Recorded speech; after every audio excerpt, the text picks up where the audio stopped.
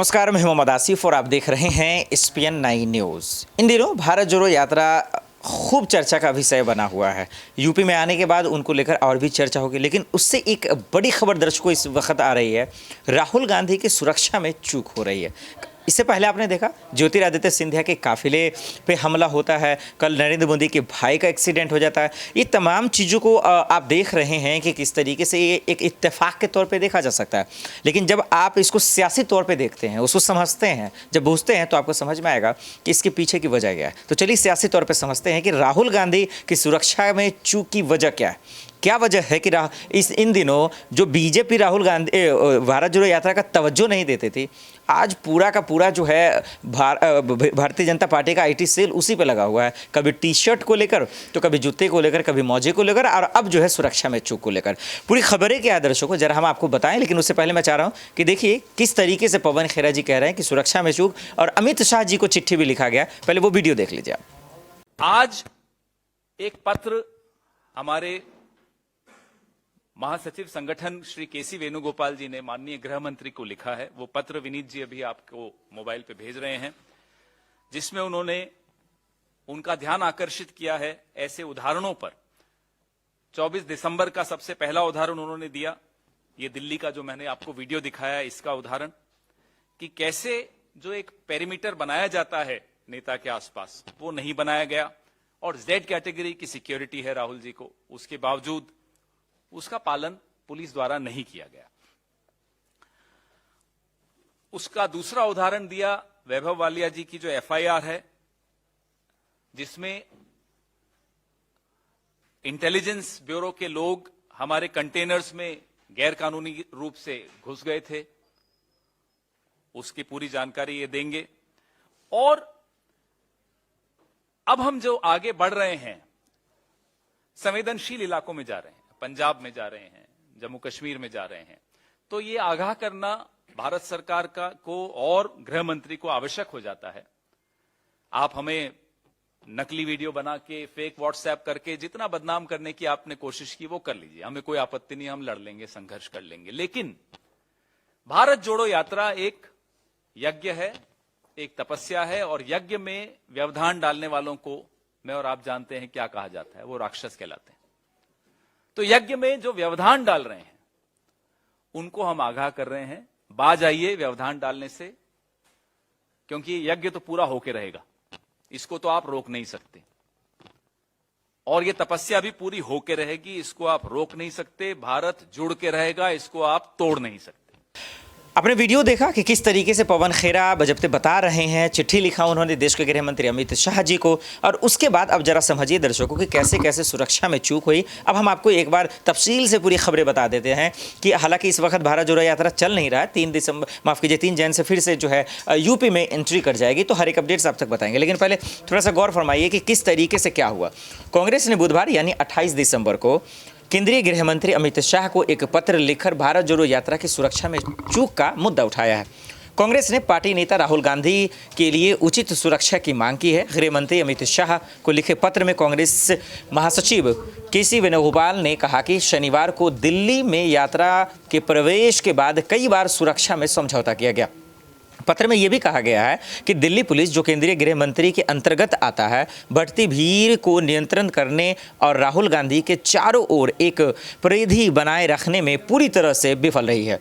उन्होंने ये भी कहा कि Z+ सिक्योरिटी सुरक्षा दी गई है। पत्र में यह भी कहा गया है कि स्थिति इतनी गंभीर थी कि गांधी के साथ चल रहे कांग्रेस कार्यकर्ताओं और भारत यात्रियों को एक सुरक्षा घेरा बनाना पड़ा। दिल्ली पुलिस मुख्य दर्शक बनी रही।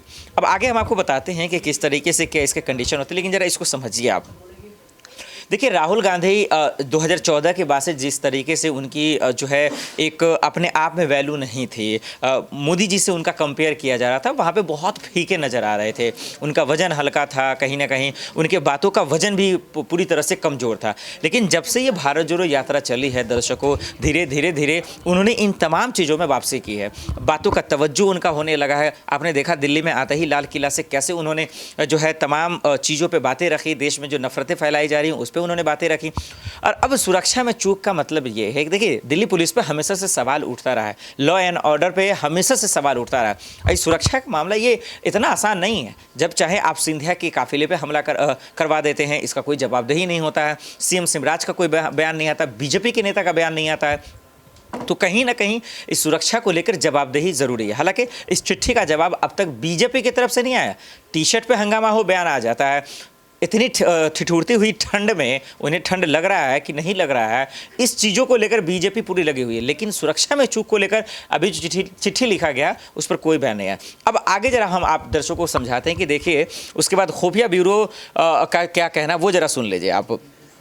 आपको बता दें कि विपक्षी दल ने यह भी आरोप लगाया कि खुफिया ब्यूरो यात्रा में भाग लेने वाले लोगों से पूछताछ कर रहा है। कांग्रेस नेता वेणुगोपाल ने हरियाणा के गुरुग्राम में पार्टी की एक पुलिस शिकायत का भी हवाला दिया। बता दें कि हरियाणा में बीजेपी की गठबंधन की सरकार है। एक आखिरी बार जरा सुन लीजिए दर्शकों, उसके बाद हम आपको बताते हैं कि पत्र में यह भी कहा गया था कि प्रत्येक नागरिक को पूरे भारत क्षेत्र में घूमने का संवैधानिक अधिकार है। इसमें कहा गया है कि भारत जोड़ो यात्रा में देश में शांति और सद्भाव बनाने के लिए एक पद यात्रा है। सरकार को बदलने की रणनीति में शामिल नहीं होना चाहिए और कांग्रेस नेताओं की सुरक्षा सुनिश्चित करनी चाहिए। ये सरकार की जिम्मेदारी है। ये भारत सरकार की जिम्मेदारी इसलिए बन जाती है क्योंकि हम आप जान रहे हैं कि इन दिनों किस तरीके से लेकर कभी पीएम मोदी को जान से मारने की धमकी आती, कभी सीएम योगी को बम से उड़ाने की खबरें आ जाती हैं। तो ये जो लापरवाही है, ये जो गैर जिम्मेदाराना बयान हम और आप देख रहे हैं, आखिर क्यों देख रहे हैं? और यही वजह है दर्शकों कि आज भारत जोड़ो यात्रा अभी फिलहाल कोविड की वजह से स्थगित है, लेकिन फिर 3 जैन से यानी जनवरी से है नए 2023 का आगाज भी हो जाएगा। उसके बाद यूपी में होगा। तो आप देख रहे हैं कि उसको लेकर और भी चर्चाएं होंगी क्योंकि लोकसभा के चुनाव भी हैं। लोकसभा का चुनाव हो, यूपी का चर्चा ना हो, ऐसा हो नहीं सकता। तो अब ये जो एक अहम और लाजमी सवाल है वो ये है कि भारत जोड़ो यात्रा में राहुल गांधी के सुरक्षा में जो चूक हुई, इसका जिम्मेदार कौन है? अमित शाह जी को चिट्ठी तो लिख दिया गया, चिट्ठी में क्या क्या बातें थी वो हमने आपको बता दिया। आज कांग्रेस का स्थापना दिवस भी है 138वां। तो सवाल ये है कि आखिर कोई भी नेता हो, सिर्फ राहुल गांधी का यहाँ जवाबदेही नहीं है, चाहे वो ज्योतिरादित्य सिंधिया हो, सीएम योगी हो या फिर पीएम मोदी ही क्यों ना हो। ये जो सुरक्षा को लेकर तमाम खबरें आती हैं, आखिर इसका जिम्मेदार कौन है? और ये कब तक इस तरह की खबरें आती रहेंगी कि इसको बार बार आप नज़रअंदाज करते रहेंगे? इस पे वाकई में ध्यान देने की ज़रूरत है, समझने की ज़रूरत है और ये भी समझने की ज़रूरत है कि राहुल गांधी के चूक के मायने क्या। चलिए एक छोटा सा कमेंट मैं अपने सहयोगी से ले लेता हूँ और आपको बताने की कोशिश करता हूँ कि क्या राहुल सर, अभी आपने देखा कि किस तरीके से राहुल भारत जोड़ो यात्रा को लेकर बड़ी खबरें आई हैं।